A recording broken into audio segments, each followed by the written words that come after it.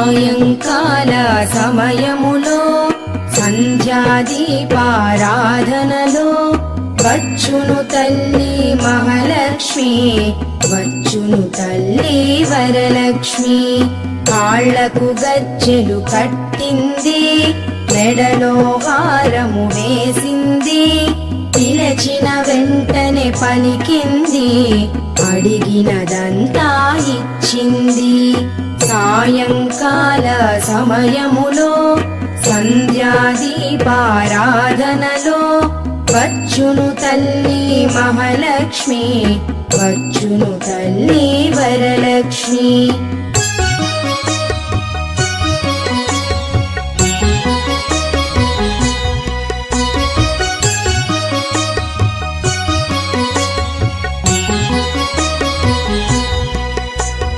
ధనములని